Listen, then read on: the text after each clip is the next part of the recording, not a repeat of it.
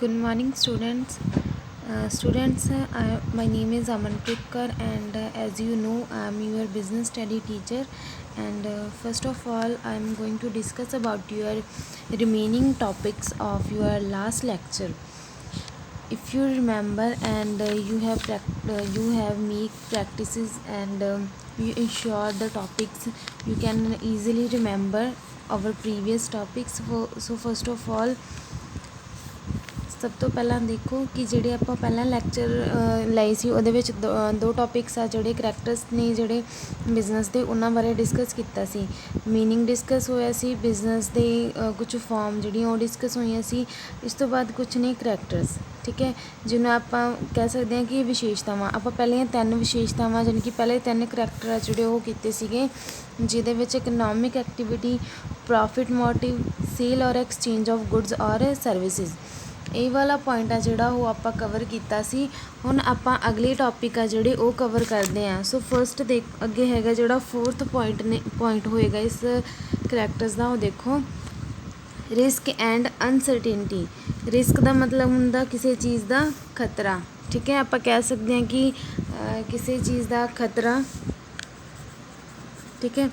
ਅਨਸਰਟੇਨਟੀ ਹੁੰਦੀ ਹੈ ਅਨਿਸ਼ਚਿਤਤਾ, ਕਿ ਜਿਹਦਾ ਕੁਝ ਵੀ ਪਤਾ ਨਹੀਂ ਆ, ਵੀ ਕਦੋਂ ਵੀ ਕੋਈ ਵੀ ਚੀਜ਼ ਆ ਜਿਹੜੀ ਉਹ ਹੋ ਸਕਦੀ ਆ, ਮਿਸ ਹੈਪਨਿੰਗ ਆ ਜਿਹੜੀ ਉਹ ਦੁਰਘਟਨਾ ਜਿਹੜੀ ਉਹ ਹੋ ਸਕਦੀ ਆ। ਤਾਂ ਦੇਖੋ ਬਿਜ਼ਨਸ ਦੀ ਗੱਲ ਕਰੀਏ ਤਾਂ ਮੇਨ ਇਹਦੇ ਵਿੱਚ ਕਰੈਕਟਰ ਹੁੰਦਾ ਕਿ ਜਦੋਂ ਵੀ ਬਿਜ਼ਨਸਮੈਨ ਕੋਈ ਕੰਮ ਸਟਾਰਟ ਕਰਨਾ ਚਾਹੁੰਦਾ ਤਾਂ ਉਹਨੂੰ ਪਤਾ ਹੁੰਦਾ ਕਿ ਮੈਨੂੰ ਕਿਸੇ ਨਾ ਕਿਸੇ ਕੰਮ ਦੇ ਵਿੱਚ ਖਤਰਾ ਹੋਏਗਾ, ਔਰ ਉਹ ਖਤਰਾ ਕਿਹੜਾ ਹੋ ਸਕਦਾ, ਨੁਕਸਾਨ ਹੁੰਦਾ, ਜਾਣੀ ਕਿ ਉਹਦੇ ਪੈਸੇ ਦੇ ਡੁੱਬ ਜਾਂਦਾ। ਔਰ ਉਹਨਾਂ ਚੀਜ਼ਾਂ ਨੂੰ ਧਿਆਨ 'ਚ ਰੱਖਦੇ ਹੋਏ ਵੀ ਉਹ ਇੱਕ ਇੱਛਾ ਰੱਖਦਾ ਆਪਣੇ ਕੋਲ ਕਿ ਜੇ ਕਿਤੇ ਮੈਨੂੰ ਲੋਸ ਹੋਏਗਾ, ਨੁਕਸਾਨ ਹੋਏਗਾ, ਦੈਨ ਮੈਨੂੰ ਪ੍ਰੋਫਿਟ ਵੀ ਹੋਏਗਾ। ਸੋ ਉਹਦੇ ਲਈ ਕੀ ਉਹ ਕਰਦਾ, ਐਫਰਟਸ ਕਰਦਾ, ਉਹ ਹਮੇਸ਼ਾ ਆਪਦੇ ਬਿਜ਼ਨਸ ਨੂੰ ਅੱਗੇ ਲੈ ਕੇ ਜਾਣ ਦੀ ਕੋਸ਼ਿਸ਼ ਕਰਦਾ, ਕਿਉਂਕਿ ਬਿਜ਼ਨਸ ਦੇ ਵਿੱਚ ਹਮੇਸ਼ਾ ਰਿਸਕ ਔਰ ਅਨਸਰਟੇਨਟੀਜ਼ ਆ ਜਿਹੜੀਆਂ ਰਹਿੰਦੀਆਂ। ਰਿਸਕ ਔਰ ਅਨਸਰਟੇਨਟੀਜ਼ ਕਿਹੜੀਆਂ ਹੋ ਸਕਦੀਆਂ ਜਾਂ ਕਿਹਦੇ ਕਰਕੇ ਆ ਸਕਦੀਆਂ, ਉਹ ਦੇਖੋ ਕਈ ਤਰੀਕੇ ਦੀਆਂ ਰਿਸਕ ਔਰ ਅਨਸਰਟੇਨਟੀਜ਼ ਹੋ ਸਕਦੀਆਂ। ਪਹਿਲੀ ਹੋ ਸਕਦੀ ਆ ਅਨਕੰਟਰੋਲੇਬਲ ਫੈਕਟਰਸ। ਉਹ ਵਾਲੇ ਫੈਕਟਰ ਜਿਨ੍ਹਾਂ ਨੂੰ ਕੰਟਰੋਲ ਨਹੀਂ ਕੀਤਾ ਜਾ ਸਕਦਾ, ਉਹਨਾਂ ਕਰਕੇ ਬਿਜ਼ਨਸ ਨੂੰ ਰਿਸਕ ਔਰ ਅਨਸਰਟੇਨਟੀ ਹੋ ਸਕਦੀ ਆ। ਕੰਟਰੋਲੇਬਲ ਫੈਕਟਰ ਜਿਨ੍ਹਾਂ ਨੂੰ ਕੰਟਰੋਲ ਨਹੀਂ ਕੀਤਾ ਜਾ ਸਕਦਾ, ਉਹ ਹੋਏਗਾ ਨੈਚੁਰਲ ਕਲੈਮਿਟੀ ਲਾਈਕ ਫਲੱਡ, ਠੀਕ ਹੈ, ਡਿਜ਼ਾਸਟਰ। ਆਪਾਂ ਕਹਿ ਸਕਦੇ ਹਾਂ ਕਿ ਇਹਨਾਂ ਚੀਜ਼ਾਂ ਨੂੰ ਕੰਟਰੋਲ ਕਰਨਾ ਜਿਹੜਾ ਉਹ ਕਿਸੇ ਦੇ ਹੱਥ ਨਹੀਂ ਹੈ, ਪੋਸੀਬਲ ਨਹੀਂ ਆ। ਸੋ ਕਿਸੇ ਦੀ ਫੈਕਟਰੀ ਜਾਂ ਕਿਸੇ ਵੀ ਕੰਪਨੀ ਨੂੰ, ਇੰਸਟੀਟਿਊਟ ਨੂੰ ਤੂਫਾਨ, ਹਨੇਰੀ ਜਾਂ ਕਹਿ ਦਈਏ ਕਿ ਹੜ੍ਹ ਆ ਜਾਣਾ, ਠੀਕ ਹੈ, ਸੁਨਾਮੀ ਆ ਜਾਣਾ, ਇਹਦੇ ਕਰਕੇ ਕੋਈ ਨੁਕਸਾਨ ਹੋ ਗਿਆ, ਉਹ ਕੰਟਰੋਲ ਨਹੀਂ ਹੋਏਗਾ, ਉਹਦੇ ਕਰਕੇ ਲੋਸ ਹੋ ਜਾਏਗਾ, ਠੀਕ ਹੈ। ਰਿਸੈਸ਼ਨ ਹੋ ਗਿਆ, ਜਾਣੀ ਕਿ ਜਿਹੜਾ ਟਾਈਮ ਆ ਉਹ ਮੰਦੀ ਦਾ ਹੋ ਗਿਆ, ਠੀਕ ਹੈ। ਡਿਫਲੇਸ਼ਨ, ਕਿ ਕਿਸੇ ਘਾਟੇ ਦੇ ਵਿੱਚ ਚਲਿਆ ਗਿਆ ਬਿਜ਼ਨਸ। ਉਹ ਸਾਰੇ ਜਿਹੜੇ ਕੰਮ ਨੇ ਅਨਕੰਟਰੋਲੇਬਲ ਆ, ਜਿਹੜੇ ਜਿਨ੍ਹਾਂ ਨੂੰ ਕੰਪਨੀ ਖੁਦ ਕੰਟਰੋਲ ਨਹੀਂ ਕਰ ਸਕਦੀ। ਇਹਨਾਂ ਕੰਮਾਂ ਦੇ ਕਰਕੇ ਰਿਸਕ ਹੋ ਜਾਂਦਾ। ਅੱਗੇ ਹੋਏਗਾ ਗਵਰਨਮੈਂਟ ਕਰਕੇ। ਗਵਰਨਮੈਂਟ ਦੀਆਂ ਪੋਲਿਸੀਜ਼ ਹੋ ਸਕਦੀਆਂ, ਜਿਵੇਂ ਆਪਾਂ ਕਹਿ ਸਕਦੇ ਹਾਂ ਕਿ ਟੈਕਸ ਲਗਾਇਆ ਸੀ ਗਵਰਨਮੈਂਟ ਨੇ। ਕਿਹੜਾ ਟੈਕਸ ਸੀਗਾ, GST, ਜਿਹਦੇ ਵਿੱਚ ਕੰਪਨੀ ਨੂੰ ਗੁੱਡਸ ਔਰ ਸਰਵਿਸਿਜ਼ ਬਣਾਉਣ ਦੇ ਲਈ ਟੈਕਸ ਦੇਣਾ ਪਏਗਾ। ਤਾਂ ਉਹਦੇ ਵਿੱਚ ਕੀ ਆ, ਨੁਕਸਾਨ ਉਹਨਾਂ ਨੂੰ ਇਹ ਹੋਇਆ ਕਿ ਉਹਨਾਂ ਨੂੰ ਟੈਕਸ ਦੀ ਜਿਹੜੀ ਐਕਸਟਰਾ ਟਰਮ ਆ ਜਿਹੜੀ ਉਹ ਭਰਨੀ ਪਏਗੀ। ਨੈਕਸਟ ਸੀਗਾ ਇਨਵੈਸਟਮੈਂਟ ਰਿਸਟ੍ਰਿਕਸ਼ਨ। ਕਈ ਵਾਰੀ ਹੁੰਦਾ ਕਿ ਗਵਰਨਮੈਂਟ ਕੁਛ ਇਨਵੈਸਟਮੈਂਟ ਕ੍ਰਾਈਟੀਰੀਆ ਜਿਹੜੇ ਉਹ ਬਦਲ ਦਿੰਦੀ ਆ, ਜਿਹਦੇ ਵਿੱਚ ਕਿ ਉਹ ਇਨਵੈਸਟਮੈਂਟ ਕਰਨ ਦੀ ਇੱਕ ਲਿਮਿਟ ਬਣਾ ਦਿੰਦੇ ਆ ਕਿ ਤੁਸੀਂ ਇਸ ਤੋਂ ਵੱਧ ਕੰਪਨੀਜ਼ ਨੇ ਇਨਵੈਸਟਮੈਂਟ ਆ ਜਿਹੜੀ ਆਪਣੇ ਬਿਜ਼ਨਸ ਦੇ ਵਿੱਚ ਨਹੀਂ ਕਰਨੀ ਹੋਊਗੀ। ਸੋ ਉਹਦੇ ਨਾਲ ਕੰਪਨੀ ਆ ਜਿਹੜੀ ਉਹ ਕਿਤੇ ਨਾ ਕਿਤੇ ਰੁਕ ਜਾਂਦੀ ਆ, ਉਹ ਆਪਣੇ ਕੰਮ ਨੂੰ ਵਾਧੇ ਵਾਲੀ ਸਾਈਡ ਨਹੀਂ ਲੈ ਕੇ ਜਾ ਪਾਉਂਦੇ, ਉਹਦੇ ਕਰਕੇ ਨੁਕਸਾਨ ਹੋਣ ਦੇ ਚਾਂਸਿਸ ਆ ਜਿਹੜੇ ਉਹ ਜ਼ਿਆਦਾ ਹੋ ਜਾਂਦੇ ਆ। ਤਾਂ ਇਹ ਕਹਿ ਸਕਦੇ ਕਿ ਇਹਨਾਂ ਕਾਰਨਾਂ ਕਰਕੇ ਬਿਜ਼ਨਸ ਨੂੰ ਰਿਸਕ ਔਰ ਅਨਸਰਟੇਨਟੀਜ਼ ਆ ਜਿਹੜੀਆਂ ਹੋ ਸਕਦੀਆਂ, ਔਰ ਉਹ ਜਿਹੜੀਆਂ ਬਿਜ਼ਨਸਮੈਨ ਹਮੇਸ਼ਾ ਜਿਹੜੀਆਂ ਉਹ ਫੇਸ ਕਰਦਾ ਹੈ। ਸੋ ਇੱਕ ਤਰ੍ਹਾਂ ਦਾ ਕਰੈਕਟਰ ਹੋਏਗਾ ਬਿਜ਼ਨਸ ਦਾ। ਨੈਕਸਟ ਹੈ ਰੈਗੂਲਰ ਡੀਲਿੰਗ। ਬਿਜ਼ਨਸ ਨੂੰ ਚਲਾਉਣ ਦੇ ਲਈ ਹਮੇਸ਼ਾ ਡੀਲਿੰਗ ਆ ਜਿਹੜੀ ਉਹ ਰੈਗੂਲਰ ਹੋਣੀ ਚਾਹੀਦੀ ਹੈ। ਬਿਜ਼ਨਸ ਦੇ ਵਿੱਚ ਕੋਈ ਵੀ ਰੁਕਾਵਟ ਆ ਜਿਹੜੀ ਉਹ ਡੀਲਿੰਗ ਦੇ ਲਈ ਨਹੀਂ ਹੋਣੀ ਚਾਹੀਦੀ। ਕੰਮ ਆ ਜਿਹੜਾ ਉਹ ਕੰਟੀਨਿਊਸਲੀ ਚੱਲਦਾ ਰਹਿਣਾ ਚਾਹੀਦਾ, ਰੈਗੂਲਰ ਹੋਣਾ ਚਾਹੀਦਾ। ਕਿਉਂਕਿ ਜੇ ਆਪਾਂ ਇੱਕ ਵਾਰੀ ਸਮਾਨ ਬਣਾਇਆ ਔਰ ਉਹਨੂੰ ਮਾਰਕੀਟ ਦੇ ਵਿੱਚ ਦੁਬਾਰਾ ਸੈਂਡ ਹੀ ਨਹੀਂ ਕੀਤਾ, ਤਾਂ ਕਸਟਮਰ ਉਹ ਮਟੀਰੀਅਲ ਦੇ ਬਾਰੇ ਚੰਗੀ ਤਰ੍ਹਾਂ ਜਾਣਕਾਰੀ ਲੈ ਹੀ ਨਹੀਂ ਪਾਉਣਗੇ। ਹੁਣ ਇੰਨੀਆਂ ਜ਼ਿਆਦਾ ਮਾਰਕੀਟਸ ਦੇ ਵਿੱਚ ਆਪਾਂ ਦੇਖਦੇ ਹਾਂ ਕਿ ਪ੍ਰੋਡਕਟ ਆਉਂਦੇ ਆ, ਮੰਨ ਲਓ ਕੋਈ ਵੀ ਕਹਿ ਸਕਦੇ ਹਾਂ ਤੁਸੀਂ ਮਟੀਰੀਅਲ, ਠੀਕ ਹੈ, ਡੇਅਰੀ ਮਿਲਕ ਦੇ ਪ੍ਰੋਡਕਟ ਕਹਿ ਸਕਦੇ ਹਾਂ। ਜਿਵੇਂ ਹੁਣ ਡੇਅਰੀ ਮਿਲਕ ਦੇ ਪ੍ਰੋਡਕਟ ਉਹਨਾਂ ਨੇ ਇੱਕ ਵਾਰੀ ਭੇਜਦੇ ਹਨ, ਇਹਦਾ ਮਤਲਬ ਇਹ ਨਹੀਂ ਹੈ ਕਿ ਉਹ ਬੰਦ ਕਰ ਦੇਣਗੇ।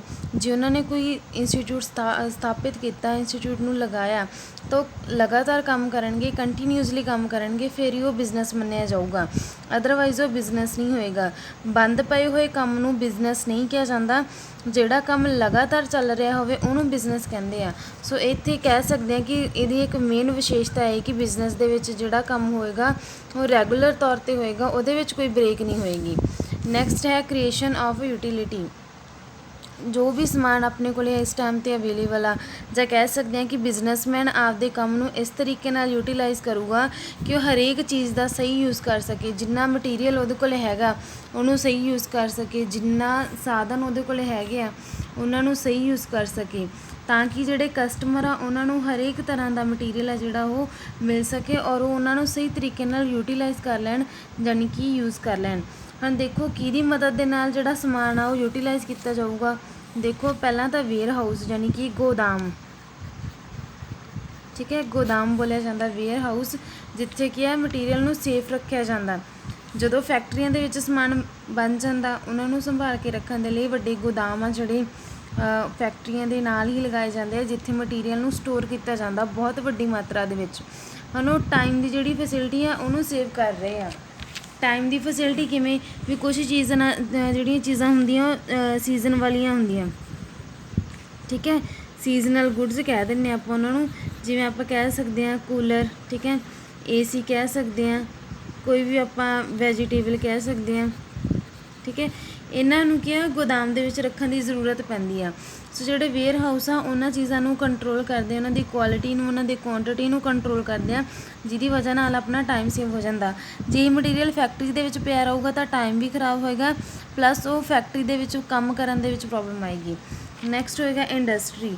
ਇੰਡਸਟਰੀ ਦੇ ਵਿੱਚ ਜਿਹੜਾ ਕੱਚਾ ਮਾਲ ਆਪਣੇ ਕੋਲ ਹੋ ਜਾਂਦਾ ਹੈ ਉਹਨਾਂ ਨੂੰ ਅਲੱਗ ਤੋਂ ਸ਼ੇਪ ਦਿੱਤੀ ਜਾਂਦੀ ਹੈ। ਜਿਵੇਂ ਪਲਾਸਟਿਕ ਬੋਲ ਸਕਦੇ ਹਾਂ, ਠੀਕ ਹੈ, ਪਲਾਸਟਿਕ ਇਕੱਠੀ ਕੀਤੀ ਜਾਂਦੀ ਹੈ। ਪਲਾਸਟਿਕ ਦਾ ਜਿਹੜਾ ਕਹਿ ਸਕਦੇ ਹਾਂ ਕਿ ਵੇਸਟ ਮਟੀਰੀਅਲ ਆ ਪਲਾਸਟਿਕ ਤੋਂ ਜਿਹੜਾ ਆਪਾਂ ਨੂੰ ਮਿਲਦਾ ਉਹ ਦੁਬਾਰਾ ਫਿਰ ਇਕੱਠੀ ਕੀਤੀ ਜਾਂਦੀ ਹੈ, ਉਹਨੂੰ ਰੀਸਾਈਕਲ ਕਰਕੇ ਫਿਰ ਇੱਕ ਅਲੱਗ ਤੋਂ ਸ਼ੇਪ ਜਿਹੜੀ ਆ ਉਹ ਮਟੀਰੀਅਲ ਦੀ ਮਦਦ ਦੇ ਨਾਲ ਦਿੱਤੀ ਜਾਂਦੀ ਆ। ਉਹ ਵੀ ਕੀ ਹੈ ਹੈਲਪ ਹੋ ਰਹੀ ਆ ਵੀ ਵੇਸਟੇਜ ਮਟੀਰੀਅਲ ਦੀ ਯੂਜ਼ ਕੀਤਾ ਜਾ ਰਿਹਾ। ਨੈਕਸਟ ਹੈ ਟਰਾਂਸਪੋਰਟੇਸ਼ਨ।